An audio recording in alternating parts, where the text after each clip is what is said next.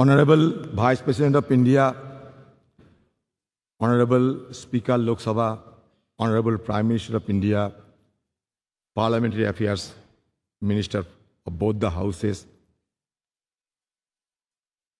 opposition leaders, Kharge ji, all my senior leaders and distinguished, esteemed colleagues of both Lok Sabha and Rajya Sabha. Having seized this opportunity without making any compunction, without mincing any word, I must state that I feel elevated and elated of having been stood in this podium, which had witnessed a caravan of historical episodes and numerous momentous events in the midst of the galaxy of luminaries who had rigged up their brain and burned the midnight oil to frame the Constitution of India in this august house, which is called at the time Constituent Assembly. So we are proud of all of them, numbering 389 members, including 296 from British India and 93 from princely states.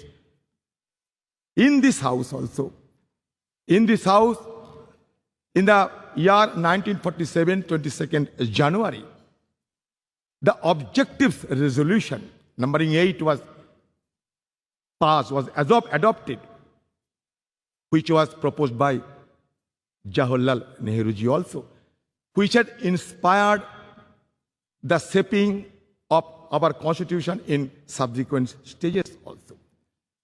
So now, in this august house, all of us are well experienced and known the journey, the odyssey of our constitution. From colonial past to independent India, we have observed the transition of the destiny of this great country named after India. It is astonishing to note that those 389 members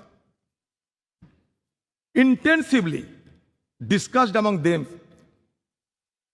for 2 years, 11 months, and 19 days, and produced the largest constitution of the world, led by Baba Saheb Ambedkar, the father of Indian Constitution.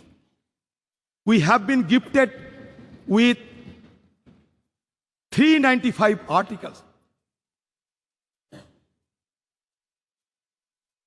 Also, 22 parts and 8 schedules. So naturally, the house, which is called Central Hall, it is a historic hall. It will not be known by simply its architectural splendor, but its illustrious legacy. Now I come to the point that our ability to attain developed nation status by 2047 hinges on the active involvement of our citizens and the unwavering dedication of their representatives.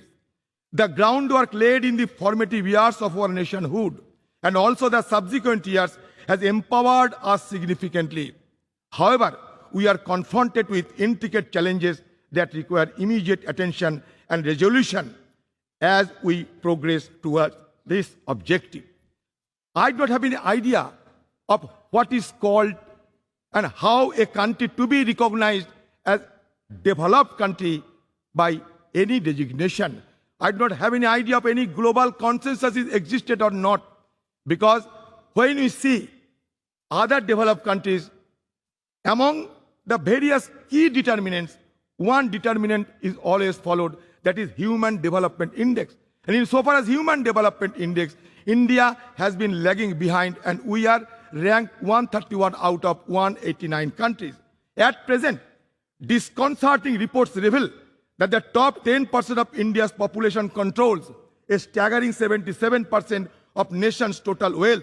In 2017, a staggering 73% of wealth generated has reportedly gravitated towards the wealthiest 1%, while staggering 670 million Indians constituting the poorest half of the population saw their wealth increase by a mere 1%. This stark disparity presents a crucial challenge in ensuring that millions of people living below the poverty line have access to fundamental necessities like food, shelter, and healthcare, a prerequisite for advancing towards developed nation status. While India boasts of a sizable youth population, high unemployment rates pose a significant hurdle to leveraging this demographic advantage. Addressing this challenge is paramount, necessitating a concerted focus on job creation and the encouragement of entrepreneurship. It is essential to enable India's youthful population to contribute substantially to the country's economic growth and development. Despite India being the world's fifth largest economy, our per capita GDP falls far behind that of developed nations. Tackling this economic growth challenge requires pro-growth government policies, maintaining low inflation, reducing interest rates, alleviating unemployment, fostering a skilled workforce, bolstering purchasing power, stimulating demand, and enhancing the healthcare and education sector. India must prioritize the development of a globally competitive, labor-intensive manufacturing sector capable of generating significant employment opportunities. In sum, addressing the pressing issue of high youth unemployment is a pivotal step for India's march toward developed nation status by 2047. I am impatient. I do not want to wait till 2047. Why not before 2047? To realize the vision of becoming developed nation, India must pursue a growth trajectory that is both comprehensive and sustainable. Economic growth must be all-inclusive, benefiting every citizen. An overarching focus on human development, encompassing access to healthcare, education, and essential services must be implemented holistically. The challenge of transforming India into a developed nation by 2047 are substantial, encompassing poverty, infrastructure deficit, and environmental sustainability. By implementing a holistic strategy that encompasses infrastructure development, attraction of investment, enhancement of education, promotion of innovation, social welfare, environmental conservation, paying emphasis on manufacturing and integration of technology, India can pave the way for its emergence as a developed nation. It is only with unwavering determination, collective commitment, that the country can realize this visionary goal and unlock its potential on the global stage. I will conclude by saying that धरती सिखाते हमने सबको बोझ उठाना, गगन सिखाते हमने ऊपर उठते जाना, सूरज की लाली से सीखा जग आलोकित करना, चंदा की किरणों से सीखा सबको पीड़ा हरना, पर्वत ने सिखाए हमने दृढ़ संकल्प बनाना, नदी सिखाए हमने आगे बढ़ते जाना, सागर की लहरों ने सीखा दुख सुख सहे जाना, और तूफान ये सिखलाते हैं आफत में ना घबराना और आफत से टकराना.